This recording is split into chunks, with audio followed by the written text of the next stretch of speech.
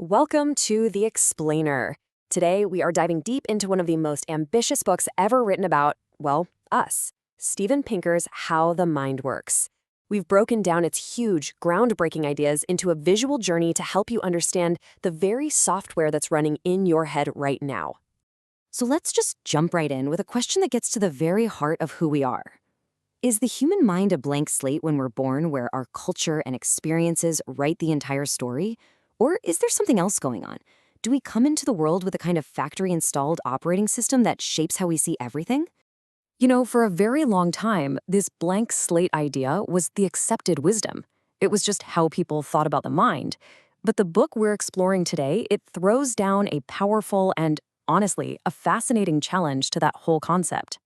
So from this blank slate point of view, our biology is basically just a canvas. And culture? Culture is the artist, painting every single detail of who we become. But if that's really the whole story, then how on earth do we explain the deep, profound similarities that connect every human culture on the planet? Okay, so if the mind isn't a blank slate, then what is it? Well, Pinker proposes a completely different way of looking at it, one that's rooted in, of all things, computation. And this is the first really huge idea from the book. The mind is simply what the brain does. It's not some ghost in the machine. It's an unbelievably complex information processing system that creates our thoughts, our feelings, and everything we do. Here's a really simple but incredibly powerful way to think about it.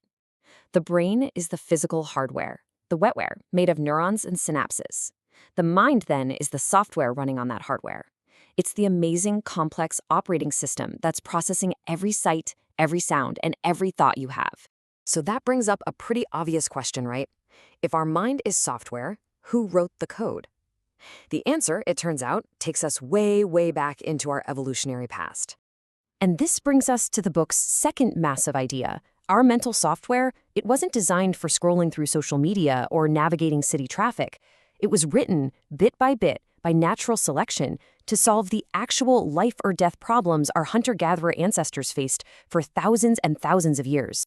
So, and this is so important to get, our most basic instincts, our emotions, our gut feelings, all of it is shaped by what helped our ancestors survive and have kids on the African savanna. They are, in a very real way, echoes from an ancient world.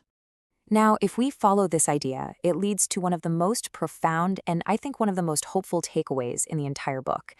If we all inherited this same ancient software, what does that mean for us today as this incredibly diverse global species?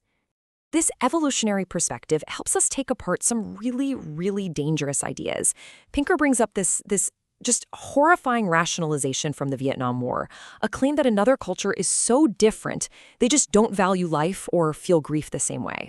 And the book forces us to just stop and confront this question. Is it really possible that entire groups of people are wired so differently by their culture that they don't experience the fundamental human emotion of loving their family or that gut-wrenching pain when they lose them? The evidence says absolutely not. The footage of wailing mourners in the documentary Hearts and Minds showed us what we all intuitively know. Core emotions like love and grief are part of our shared, evolved human inheritance. They go way beyond culture. And this shared inheritance, it goes incredibly deep. When you look at ethnographic surveys from all over the globe, you find this unbelievably detailed universal psychology. All of us share concepts of family. We have social emotions like empathy and shame, and a basic grasp of physics. Underneath all our beautiful cultural differences, we are all running on a shared psychological blueprint. So this brings us to the final and maybe the most critical piece of this whole puzzle. What happens when this ancient mind, this software built for a completely different world, has to operate in our modern one? Well, you get a fundamental mismatch. Our software is programmed with a powerful craving for sugar, salt, and fat. Why? Because those calories were incredibly rare and valuable for our ancestors' survival.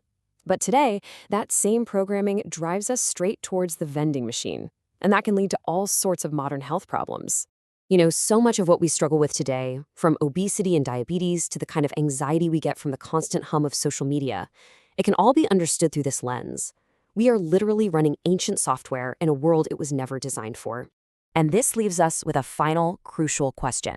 Are we just prisoners of our ancient biology? Well, the book's answer is a powerful no. The ultimate takeaway is that understanding our own programming, knowing why we feel the way we do, is the essential first step. It's the key to consciously navigating our modern world and hopefully making better choices for our health, our minds, and our future.